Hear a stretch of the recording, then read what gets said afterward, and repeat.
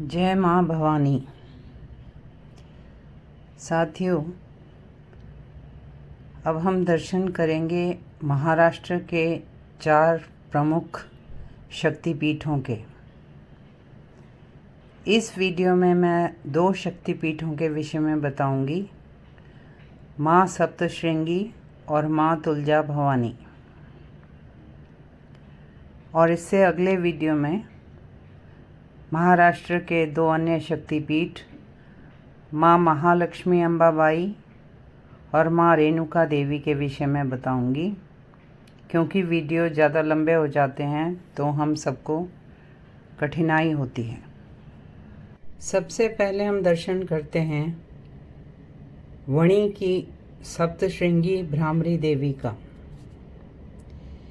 ये 51 शक्तिपीठों में से एक है, जहाँ शिव शक्ति कथा प्रसंग के अनुसार माँ का दायां हाथ गिरा।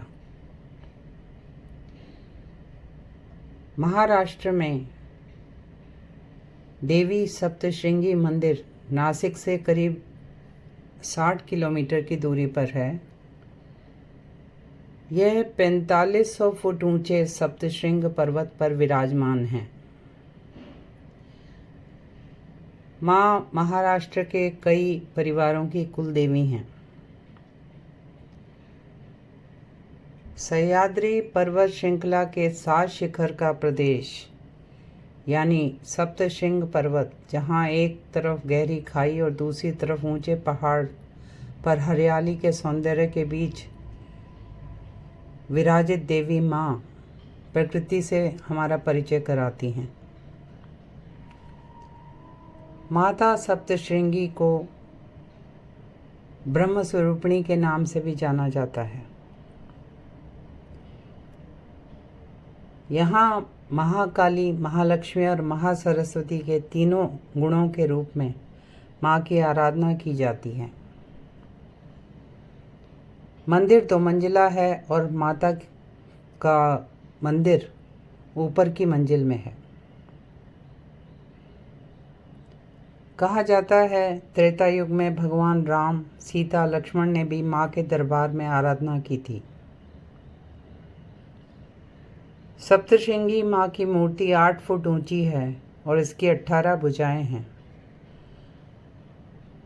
माता के सभी हाथ शस्त्र अस्त्रों से सुसज्जित हैं, जो देवताओं ने माँ को भेंट किए थे दानवों का वध करने के लिए। प्रतिमा सिंदूरी वर्ण की है। इस पर्वत पर पानी के 108 कुंड हैं, जो इस स्थान की सुंदरता को कई गुना बढ़ा देते हैं। मान्यता है कि 7 पर्वत अपनी प्राकृतिक सुंदरता से देवी माँ का श्रृंगार करते हैं। महिषासुर मर्दिनी भगवती का मनोहर रूप गुफा में शक्ति द्वार, सूर्य द्वार या चंद्रमा द्वार से देखा जा सकता है। माता का मुकुट, सोने के गहने माँ की शोभा बढ़ाते हैं और त्योहारों में माँ को गहनों से खूब सजाया जाता है। यहाँ भक्त नवरात्रों में माँ से संतान प्राप्ति की मनोकामना करते हैं। अन्य कामनाओं के साथ साथ मुख्य तौर से ये कामना भी की जाती है। माँ को भक्त नारियल, चुनरी, साड़ी, गहने, चूड़ी, सिंदूर, फूल, मिठाई, खीर चढ़ाते हैं और पूरन पोली का प्रसाद भी बांटा जाता है। मंदिर तक चढ़ने के लिए लगभग 500 सीढ़ियां हैं, लेकिन अब सरकार ने यहाँ यात्रियों की सुविधा के लिए एक फ्यूनिकुलर ट्रेन यानी रस्से वाली ट्रेन और एलिवेटर भी बना दिए हैं। श्रद्धालुओं की सुविधा के लिए अनेक परिवर्तन किए गए हैं, रेनोवेशंस किए गए हैं और यहाँ एक कम्युनिटी हॉल, गैलरी वगैरह बनाए गए हैं ताकि यात्रियों की पंक्तियाँ सही से चल सकें। सीढ़ियों के साथ श्री राम, हनुमान जी, श्री राधा कृष्ण, श्री दत्तात्रेय और कछुआ जो शुभ का चिन्ह है वो भी बनाए गए हैं। यहाँ दूसरी सामने की पहाड़ी पे कहा जाता है कि ऋषि मार्कंडेय ने देवी महात्म्य लिखा था। मंदिर वाले पहाड़ पर झंडा दारे गांव के मुखिया द्वारा लगाया जाता है। यह उत्सव 15वीं शताब्दी से मनाया जा रहा है। मंदिर के मुख्य त्योहारों में चैत्र और आश्विन की नवरात्रि में त्यौहार मनाया जाता है धूमधाम से। रामनवमी, चैत्र पूर्णिमा, यहाँ कई श्रद्धालु पूरे पर्वत की ही प्रदक्षिणा कर लेते हैं क्योंकि मूर्ति पहाड़ पर उकेरी गई है।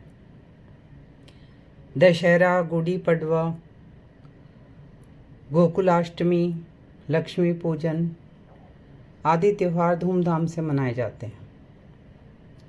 भक्त यहाँ दुर्गा सप्तशती का पाठ भी करते हैं। सरकार मंदिर का मार्ग और परिक्रमा के मार्गों को श्रद्धालुओं के लिए और सुरक्षित बनाने का प्रबंध कर रही है। अब हम दर्शन करते हैं तुलजा भवानी मंदिर के। यह तुलजापुर धाराशिव जिले में महाराष्ट्र में स्थित है। यह मंदिर 12वीं शताब्दी का बना बताया जाता है। तुलजा भवानी दुर्गा देवी का ही रूप हैं, जिन्होंने मधुकैटभ और महिषासुर का वध किया। जगत जननी माँ ने अपनी भक्त अनुभूति, जो कर्दम ऋषि की पत्नी थी, उनकी रक्षा के लिए अवतरित हुई और कक्कुर राक्षस, जो महिषासुर का रूप भी धारण जिसने कर लिया था, उसका विजयादशमी के दिन वध किया। माँ ने तुरंत अनुभूति को बचाया, इसलिए माँ को त्वरिता या तुलजा कहते हैं। यह मूर्ति 3 फीट ऊंची शालिग्राम पत्थर से निर्मित स्वयंभू है। माँ की अष्टभुजाएं हैं और दैत्य महिषासुर का त्रिशूल से वध कर रही हैं। सिंह माता के दाईं ओर स्थापित है। साथ में ऋषि मार्कंडेय की प्रतिमा भी है, जो पुराण पढ़ने की मुद्रा में है।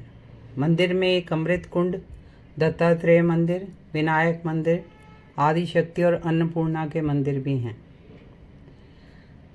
माँ के 8 हाथ अस्त्र शस्त्रों से सुसज्जित हैं। मंदिर में 2 पुस्तकालय भी हैं, 2 जलकुंड हैं, गोमुख तीर्थ और कल्लोल तीर्थ। प्रवेश से पहले लोग इनमें स्नान करते हैं। कल्लोल तीर्थ में 108 तीर्थों के पवित्र जल का सम्मिश्रण बताया जाता है। गोमुख तीर्थ से तीव्र जल प्रवाह के बाद सिद्धि विनायक मंदिर की ओर जाया जाता है। उसके बाद गर्भगृह में माता की स्वयंभू प्रतिमा है। गर्भगृह में माता की निद्रा के लिए चांदी का पलंग है और उसके उल्टी तरफ शिवलिंग स्थापित है। ऐसा लगता है माँ भवानी और शिव शंकर आमने सामने बैठे हैं। यहाँ स्थित चांदी के छल्ले वाले स्तंभों में छल्लों को छूने से शरीर के किसी भी भाग का दर्द समाप्त हो जाता है, ऐसी लोगों की मान्यता है। मंदिर तक पहुँचने के लिए 60-70 सीढ़ियाँ हैं। मंदिर प्राचीन दंडकारण्य वन क्षेत्र में स्थित है। माता की स्वयंभू मूर्ति स्थायी न होकर चलायमान है। साल में 3 बार इस प्रतिमा के साथ महादेव, श्रीयंत्र और खंडर देव की प्रदक्षिणा पथ पर परिक्रमा कराई जाती है। मंदिर की स्थापत्य कला हेमाडपंथी है। माँ तुलजा भवानी छत्रपति शिवाजी की कुल देवी थी। मान्यता है शिवाजी को देवी माँ ने स्वयं तलवार प्रदान की थी। अभी यह तलवार लंदन के संग्रहालय में रखी गई है। यहाँ एक चमत्कारिक चिंतामणि नामक पत्थर है जो प्रश्नों का उत्तर हाँ या नहीं में देता है। दाहिनी ओर मुड़े तो हाँ और बाईं ओर मुड़े तो ना। माना जाता है शिवाजी भी युद्ध से पहले चिंतामणि के पास अपने प्रश्नों के समाधान के लिए आते थे। माँ तुलजा भवानी भी महाराष्ट्र के कई परिवारों की कुल देवी हैं। नवरात्रों और दशहरों में तो यहाँ पशु बलि भी दी जाती है। मंदिर में मकर संक्रांति, गुड़ी पड़वा, शीतला षष्ठी और ललिता पंचमी, दशहरा ये त्यौहार धूमधाम से मनाए जाते हैं। इन 2 मंदिरों के दर्शन के बाद मैं अगले वीडियो में महाराष्ट्र के 2 अन्य प्रमुख शक्तिपीठों के दर्शन कराऊंगी।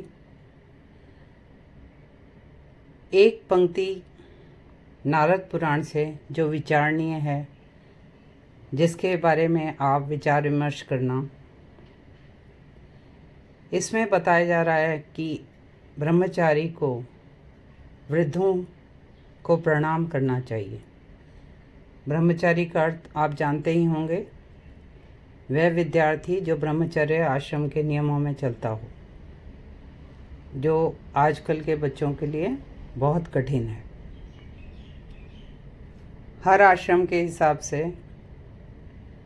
नियम जो पुराणों में लिखे गए हैं वो बहुत कठिन है। तो ब्रह्मचारी को बताया जा रहा है कि उसे वृद्धों को प्रणाम करना चाहिए और क्रमशः किस तरह से प्रणाम करना चाहिए। क्रमशः माने उत्तरोत्तर किस तरह से प्रणाम किया जाना चाहिए। सबसे पहले ज्ञानवृद्ध को, अब इसका अर्थ भी समझिए आप और सोचिए। वृद्ध 3 प्रकार के होते हैं। सबसे पहला प्रणाम ज्ञानवृद्ध को, दूसरा तपोवृद्ध को और तीसरा वयोवृद्ध को। जो ज्ञान में वृद्ध हैं, जो तप में वृद्ध हैं, और तीसरा प्रणाम जो उम्र में वृद्ध हैं। इस तरह से क्रमशः ब्रह्मचारी को प्रणाम करने का आदेश नारद पुराण में दिया गया है। साथियों, आप अपनी आध्यात्मिक जानकारी, धार्मिक जानकारी बढ़ाना चाहते हैं तो please like, share and subscribe this channel. Thanks.